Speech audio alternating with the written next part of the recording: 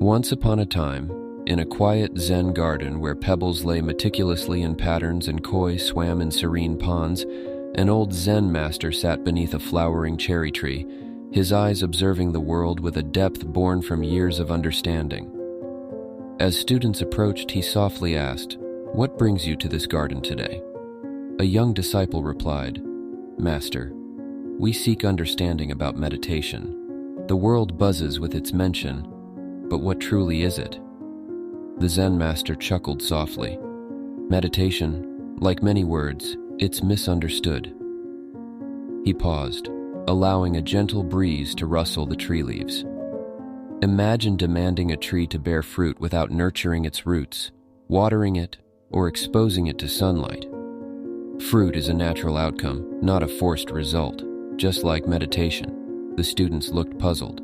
"But Master, how can we reach this meditative state?" The master picked up a pebble and held it up. "Is this pebble part of the garden?" The student nodded. "But," the master continued, "if I throw it into the pond, it becomes part of the pond." The pebble, like us, is influenced by where it rests.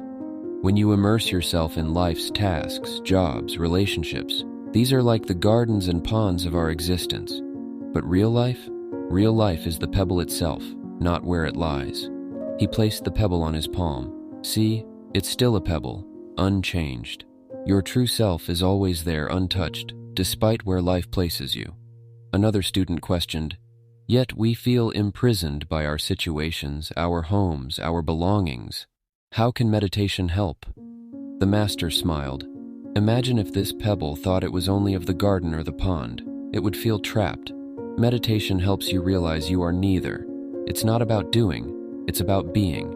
Realize that being human, like this simple pebble, is already a wondrous thing." "But," a student interjected, "the world suffers and our minds and emotions seem to chain us." The master nodded. "True, but meditation helps create a space between you and these chains. Like the pebble, once in the air, is free from the garden and pond, even if for a moment." He continued, "A powerful method, like our garden's Isha Kriya, uses your breath, thoughts, and awareness. Harmonizing them, you can navigate life, not as a superhuman, but understanding that the essence of being human is already super." He gently placed the pebble back on the ground. Meditation is not an escape, but an empowerment. It doesn't cripple, but liberates. When you understand this, the world's burdens lighten. A hush settled, the students absorbing the profound simplicity. The Zen master rose. "Continue on your paths, but remember, life isn't just about the gardens and ponds it takes you to. It's about recognizing and cherishing the pebble you truly are." As the students left, the garden seemed even more tranquil, the teachings of the master echoing in their steps, a gentle reminder of the true nature of existence. The Zen master, watching the students leave, beckoned a young girl to come forward. She had been standing shyly to the side, clutching a wilting flower in her hands.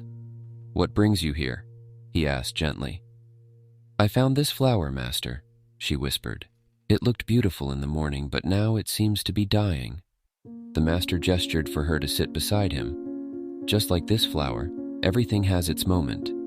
But remember, the essence of this flower isn't in its bloom alone, it's in its entire journey, from a tiny seed in the ground to a blossoming beauty." The young girl looked at the flower and then back at the master, her eyes seeking deeper understanding. "But Master, why does it have to wither? It looks so sad now."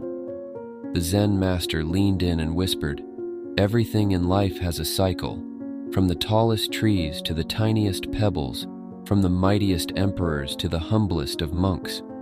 There's a time to bloom and a time to wither, a moment to laugh and a moment to cry. In meditation, we learn to appreciate every part of this cycle." "But how?" she questioned, genuinely intrigued.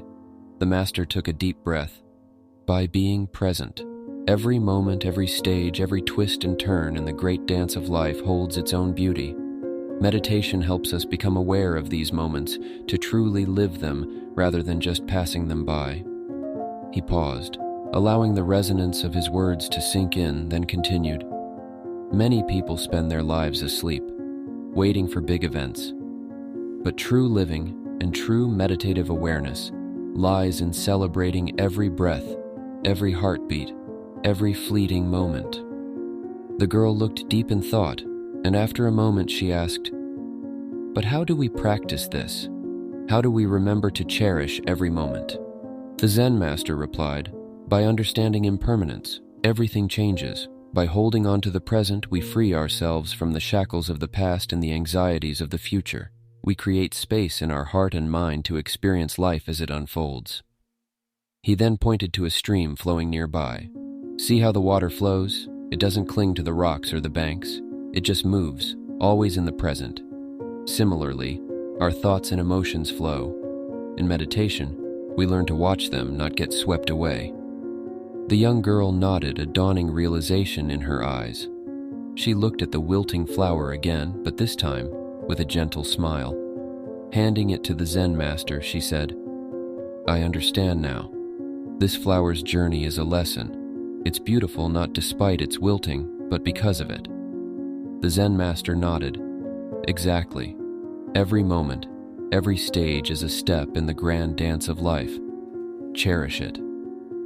As the sun began to set, the garden bathed in a warm golden hue.